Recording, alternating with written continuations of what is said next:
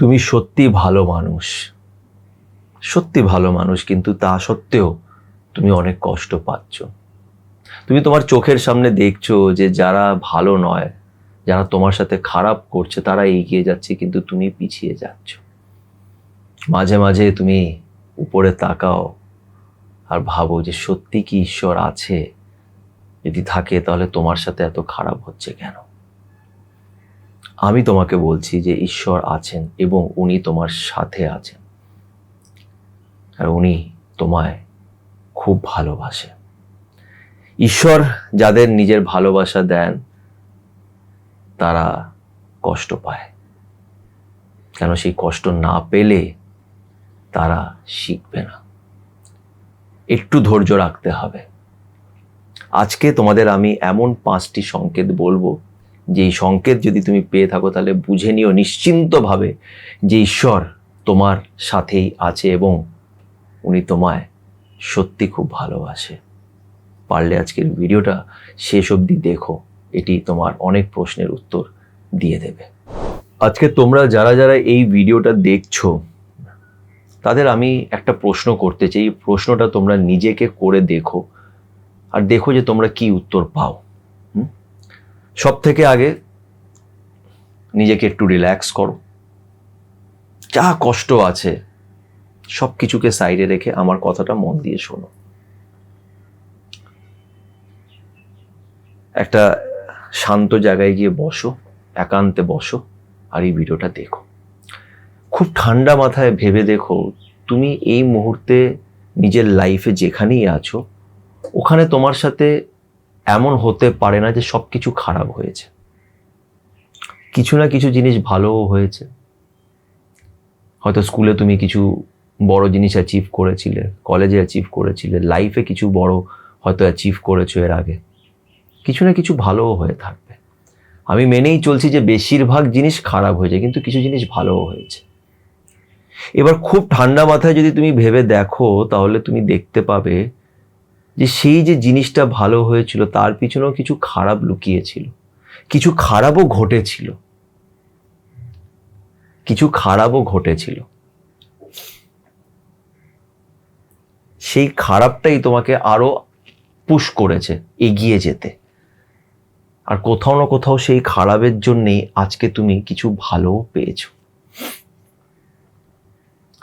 তাই এটা মনে রেখো যে ভালো জিনিস হতে গেলে সময় লাগে। Good thing takes time. ভালো জিনিস হতে সময় লাগে। কোনো ভালো জিনিস চট করে হয় না, তাড়াতাড়ি হয় না। আর আরেকটা জিনিস কি জানো তো, আমি এটা বলবো না যে তুমি খুব কষ্ট পাচ্ছ বলে তুমি খুব ভাগ্যশালী, তুমি গর্ব করো যে তুমি খুব কষ্ট পাচ্ছ। কষ্ট কেউ চায় না। কষ্ট মানেই তো তোমাকে কষ্ট দেয়া, মানে তোমার তাতে প্রবলেম হচ্ছে, ভেতরে তুমি আঘাত পাচ্ছ। যেটা আমরা একটা কথা আছে না, আমরা ভাবি যে, আমরা বলি যে লাইফ ইজ চ্যালেঞ্জিং। লাইফে চ্যালেঞ্জ থাকবে, তো চ্যালেঞ্জটা কি? চ্যালেঞ্জটা ওটাই যেটা তোমার জন্য আনকমফোর্টেবল, তুমি যেটাতে কষ্ট পাবে। লোহাকে শেপে আনতে গেলে ওটাকে কাটতে হয়, আগুনে পোড়াতে হয়। আর সবাই এই স্কোপটা পায় না, বিশ্বাস করো সবাই পায় না। যে পাচ্ছে তার লাইফ পাল্টাতে বাধ্য, 100% সেটা পাল্টাতে বাধ্য। তাই প্রথম সংকেত হচ্ছে কষ্ট। ঈশ্বর যাদের ভালোবাসা দেয়, ঈশ্বরের ভালোবাসা মানে কি? তুমি ঈশ্বরকে অনুভূতি করতে পারবে, তুমি ফিল করতে পারবে। যেদিন তুমি ঈশ্বরকে ফিল করতে পারবে তোমার লাইফ ওখান থেকে পাল্টে যাবে। কেন? তোমার সাথে সে আছে। ওই যে মহাভারতে অর্জুনের সাথে শ্রীকৃষ্ণ ছিল, সামনে এত পাওয়ারফুল লোকেরা আছে যার সাথে অর্জুনকে লড়তে হবে, কিন্তু অর্জুনের সাথে কৃষ্ণ ছিল। তোমার সাথে যদি ঈশ্বর চলে আসে তাহলে তোমাকে কে হারাতে পারবে? আর ঈশ্বর যখন আসে তখন তোমাকে সংকেত দেবে। ঈশ্বর সবার জীবনেই আসে, ঈশ্বর সবাইকে ভালোবাসে, কিন্তু সবার আলাদা আলাদা টাইমিং থাকে যে তখন সে রিয়েলাইজ করে যে ঈশ্বর আমার জীবনে আছে। সবাই বুঝতে পারে না। সবাই ঈশ্বরের সেই পাওয়ারটাকে ফিল করতে পারে না, কারণ তাদের টাইম এখনো আসেনি। টাইমটা কখন আসবে? রাইট টাইমটা তাদের কর্মের অনুযায়ী, যার যখন টাইমিং। তো তোমার টাইম হয়তো এসে গেছে। তো প্রথম সংকেত হচ্ছে কষ্ট, এক্সট্রিম কষ্ট। তুমি খুব কষ্ট পাবে। কেন? এই কষ্টটাই তোমাকে এমন কিছু জিনিস লাইফের ব্যাপারে শেখাবে যেটা তোমার জীবনটাকে পাল্টে দেবে, এবং শুধু তোমার নয়, তোমার সাথে বাকি অনেকজনের জীবন। আমিও নিজের জীবনে কিছু কষ্ট এমন পেয়েছি যেটা যখন পেয়েছিলাম তখন তো আমার মনে হচ্ছিল ঈশ্বর বলে পৃথিবীতে আর কিছু নেই, ভগবান হয় না। আমি এতটাই ভগবানকে হেট করতাম বলতে পারো। ভগবানের নাম শুনলে মাথা গরম হয়ে যেত যে আমার সাথে। আমি তখন অবভিয়াসলি অনেক ইয়াং ছিলাম বলতে পারো, তখন আমি ইম্যাচিওর, অত আইডিয়া নেই, বুঝতাম না, আর তখন আমাকে বলার কেউ ছিল না। তাই আজকে আমি তোমাদের সাথে এই ভিডিওগুলো শেয়ার করি, আমার মনের কথাগুলো শেয়ার করি। আজকের ডেটে দেখতে গেলে I am not a successful person, এরকম না যে আমি খুব বিশাল বড় কিছু সাকসেসফুল, না, আমি কিছুই না, দেখতে গেলে কিছুই না। খুব আহামরি টাকাও রোজগার করি না, সিম্পল। না আমার কাছে গাড়ি আছে, না আমি খুব বড় কিছু হনু, কিছুই না। But I am happy in my life, I feel that I am successful. আমার মনে হয় যে আমি সাকসেসফুল, আমি খুশি। আমি খুশি যে আমি এই জিনিসগুলো বুঝতে পারছি। এটাই আমার জন্য সব থেকে বড় জিনিস যেটা আমাকে ঈশ্বর দিয়েছে, এই আন্ডারস্ট্যান্ডিংটা, যেটা আমি তোমাদের সাথে শেয়ার করছি। তো কষ্ট হচ্ছে খুব ইম্পর্টেন্ট। সবাই সেটা পায় না, যে পায় খালি তখন তার উপরে বিশ্বাস রাখো, ধৈর্য রাখো। ট্রাস্ট মি, এই কষ্টর কথা ভেবে একদিন তোমার চোখে জল থাকবে আর মুখে স্মাইল থাকবে, হাসি থাকবে। চোখে জল তখনও আসবে। কিছু জিনিস আমিও যখন নিজের ব্যাপারে ভাবি, তো আমি ভাবি যে সত্যি ওখান থেকে আমি বেরিয়েছি, আর এখন ভাবি যে এটা সত্যি কি আমি পেয়েছি, সত্যি আমি এটা অ্যাচিভ করতে পেরেছি, আমি সত্যি এটার থেকে লড়ে এগোতে পেরেছি। কিভাবে লড়লাম আমি এই কষ্টের থেকে, কি করে বেরোলাম, কিন্তু বেরিয়ে এসেছি। ধৈর্য রাখতে হবে, একটু কষ্ট সহ্য করতে হবে, তার উপরে বিশ্বাস করে কষ্টটা সহ্য করো, দেখবে খুব সহজ হয়ে যাবে। আর তারপরে যে লাইফটা তোমার শুরু হবে, ওই যে বললাম, তখন চোখে জল আসবে, আর এই পুরনো কথা ভেবে মুখে একটু হাসি, তোমার কাছ থেকে লোকেরাও শিখবে। দ্বিতীয় সংকেত হচ্ছে একা হয়ে যাওয়া। আমি বারবার এই একটা কথা বলি, একা হয়ে যাওয়া। একা হওয়াটা কোনো অভিশাপ নয়, একা হওয়াটা সবাই হয় না অ্যাকচুয়ালি। একান্তে তুমি ঈশ্বরকে শুনতে পারবে যখন এই সমাজের ভিড় থেকে তুমি একটু একা থাকবে, তখন ঈশ্বরের কথা তুমি বুঝতে পারবে, ওনাকে শুনতে পারবে, আর তুমি এটা বুঝে যাবে যে ঈশ্বর তোমার ভেতরেই আছেন, তুমি ঈশ্বরের অংশ। আর ঈশ্বর তোমাকে বলছে যে তুই কেন ভয় পাস, এ আমারই অংশ, খারাপ কিছুই হবে না। এর জন্য ঈশ্বর তোমাকে অনেক সময় একা করে দেয়, কেন কি এই সমাজের ভিড়ে তুমি ঈশ্বরের আওয়াজ শুনতে পারবে না। তোমার যখন রাইট টাইম চলে আসবে, তুমি একা হবেই, তুমি একা হবে। 3 নম্বর সাইনটা হচ্ছে মনে হবে তোমার যে সবকিছুই শেষ হয়ে গেছে, আর কিছুই বাকি নেই। সবাই আমাকে ছেড়ে দিয়ে চলে গেছে। হ্যাঁ, তারা ছেড়ে দিয়ে চলে গেছে বিকজ তারা সেই কথাগুলো তোমার ব্যাপারে বলতো যেটা তুমি শুনতে পারছো না, ঈশ্বর শুনতে পারছেন। তারা তোমার আসল বন্ধু ছিল না, তাই তারা গেছে। তুমি যেই জিনিসগুলোকে নিয়ে ছিলে পড়ে, সেই জিনিসগুলো তোমার কাছ থেকে হাতছাড়া হয়ে গেছে। কেন? সেই জিনিসগুলো তোমার ছিলই না। তুমি ভুল আধারে এগিয়ে যাচ্ছিলে, তুমি রং সাইড দিয়ে হাঁটছিলে, তাই জন্য ওই সাইডটা ঈশ্বর সরিয়ে দিয়েছে। তোমার মনে হচ্ছে যে সবকিছু চলে গেল, না, ভুল দিকটার থেকেই তুমি ঠিক দিকে আসবে, তাই জন্য ভুলটাকে সরানো হয়েছে। বিশ্বাস করো, এটা তুমি পরে গিয়ে রিয়েলাইজ করবে। আজও যদি তুমি নিজের পাস্টের কিছু কথা মনে করে দেখো যেখানে তুমি সাকসেস পেয়েছো, তোমার মাথায় আসবে যে হ্যাঁ, কিছু এরকম হয়েছিল, ওটা না হলে আমি এই জিনিসটা পেতাম না, ওই জিনিসটা হওয়া দরকার ছিল। তখন আমার খুব কষ্ট হয়েছিল, কিন্তু ওটা হয়েছে বলে আমি এটা পেয়েছি। এটা তুমি ডেফিনেটলি রিয়েলাইজ করবে। এরকম হয়।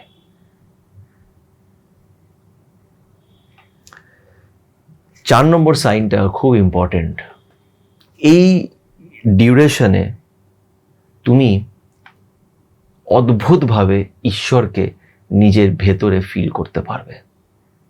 একটা অদ্ভুত ফিলিং তুমি পাবে। এই ফিলিংটা আমি সত্যি বোঝাতে পারবো না, বাট তোমরা যারা যারা ভিডিওটাকে এই অবধি দেখেছো আর আমার এই কথাটা শুনছো, তারা প্লিজ কমেন্ট করে আমাকে একটু জানিও যে এই ফিলিংটা তোমরা পাও কিনা, যেখানে তোমার মনে হবে যে ঈশ্বর তোমার ভেতরে আছে, তোমাকে কোনো মন্দিরে আর যেতে হচ্ছে না, কোনো পুজো পাঠ করতে হচ্ছে না, তুমি বারবার ফিল করতে পারছো যে উনি সাথে আছেন, আর তোমার ভেতর থেকে ভয়টা চলে যাচ্ছে।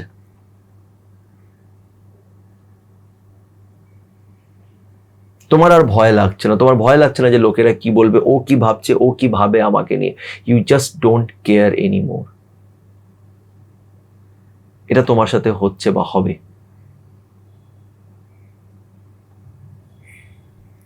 আমি এই বিষয়গুলোকে নিয়ে বারবার ভিডিও কেন বানাই জানো? বিকজ আমি এটা খুব বেশি করে ফিল করতে পারি, আর আমি চেষ্টা করি যত লোকেদের পারি এই জিনিসটাকে বোঝানোর বা বলার।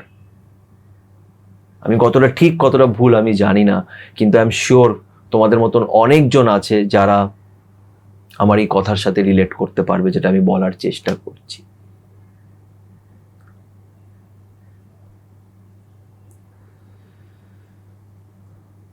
একটা অদ্ভুত শান্তি মাঝে মাঝে আমি ফিল করি। লাইফে যাই প্রবলেম হোক না কেন, আমি বিশ্বাস করি যে একজন আমার সাথে আছে। কেন, দিনের শেষে আমরা একা, দিনের শেষে আমরা সবাই একা। যদি কেউ থেকে থাকে তোমার সাথে, তোমার পাশে, তাহলে সেটা হচ্ছে উনি, আর কেউ না। এই জিনিসটা তুমি ফিল করতে পারবে। আমাকে কমেন্ট করে জানিও কতটা আমার কথা তোমাদের ঠিক মনে হচ্ছে। আর লাস্ট পয়েন্ট হচ্ছে, যেটার জন্য আমি, যেটা একটু আগেও বললাম, যে আমি খুব নিজেকে সাকসেসফুল ফিল করি। একটা অদ্ভুত স্যাটিসফ্যাকশন আছে আমার মধ্যে, যে আমি খুব থ্যাংক ইউ বলি ঈশ্বরকে, যে ঈশ্বর এই জিনিসটা আমাকে শিখিয়েছে। সেটা হচ্ছে আমার লাইফটাকে দেখার পুরো নজরটা চেঞ্জ হয়ে গেছে। আমার সাধারণত লোকেদের উপরে রাগ ওঠে না। আমি জোরে জোরে কথা বলি, অনেক সময় চেঁচাই, বাট আমার সাধারণত তাদের জন্য আমি রাগ পেলে রাখি না মনের ভেতরে। তার কারণ হচ্ছে আমি একটু হলেও বুঝতে পেরে গেছি যে প্রত্যেকটা মানুষ নিজের নিজের ক্যারেক্টার প্লে করছে। সবাই সেটাই করছে যেটা তার করার কথা। এই বিষয় নিয়ে একটা ডিটেলে ভিডিও পরে বানাবো, কিন্তু কিছু জিনিস আমাদের হাতে নেই, এগুলো ডেস্টাইন্ড। জীবনটাকে দেখার নজরটা পাল্টে গেছে। আমি বুঝে গেছি যে সুখ খুব টাকা কামালে, খুব বড় জায়গায় সাকসেস পেয়ে যাওয়াটা সুখ নয়। বড় বড় লোকেদের আমি দেখেছি যারা অনেক টাকা রোজগার করে, যাদের কাছে বাড়ি গাড়ি সব কিছু আছে, কিন্তু তাও তাদের ভেতরে মনের শান্তিটা নেই। তার কারণ হচ্ছে তারা সব কিছুতেই প্রবলেমস দেখছে। বাট লাইফটা অ্যাকচুয়ালি খুব সিম্পল। আর এই সিম্পলিসিটিটা তুমি তখনই বুঝতে পারবে যখন তোমার রাইট টাইম আসবে, যখন ঈশ্বর চাইবে তোমাকে বোঝাতে, তুমি তখনই বুঝতে পারবে। তখনই তুমি বুঝতে পারবে যে টাকা পয়সা খুব একটা ম্যাটার করে না। অবভিয়াসলি টাকা পয়সা চাই আমাদের লাইফটাকে একটু বেটার করার জন্য। টাকা পয়সা তোমার লাইফটাকে ডেফিনেটলি একটু বেটার করতে পারবে, আর কে না চায় নিজের লাইফটাকে বেটার করতে। But at the same time better হলেও যদি মনের শান্তি চাও, তাহলে তোমাকে স্পিরিচুয়ালিটির মধ্যে আসতেই হবে, ঈশ্বরের শরণে আসতে হবে, ঈশ্বরকে বুঝতে হবে। আর ঈশ্বর যখন তোমার মনের ভিতরে বসবেন এসে, যখন তুমি দেখতে পারবে যে ঈশ্বর আমার মনের ভেতরে আছেন। ঈশ্বর আমাদের সবার মনের ভেতরেই আছে, আমরা ঈশ্বরের অংশ, কিন্তু আমরা সেটা দেখতে পাই না, অনুভূতি করতে পারি না। যেদিন তুমি অনুভূতি করতে পারবে, তোমার লাইফটাকে দেখার পুরো মাইন্ডসেটটাই তোমার চেঞ্জ হয়ে যাবে। সেদিন তোমার আর সেরকম রাগ উঠবে না, তুমি লোকেদের সাথে কম্পিটিশন করবে না, হিংসে তোমার হবে না, তুমি অনেকটা সুখে থাকবে। তো এই 5টা সংকেত যদি তোমার সাথে মিলে থাকে, তাহলে আর একটু ধৈর্য রেখো, একটু তার উপরে বিশ্বাস রেখো, সব ভালো হবে। ট্রাস্ট মি, সব ভালো হবে। এই ভিডিওটি তোমাদের কেমন লাগলো, কতটা তোমাদের মনে হলো আমি ঠিক বলছি, অবশ্যই কমেন্ট করো। ভিডিওটি যদি ভালো লেগে থাকে তাহলে লাইক করো, নিজের বন্ধুদের সাথে শেয়ার করো, পজিটিভ থেকো, তার উপরে বিশ্বাস রেখো এবং সবাই ভালো থেকো।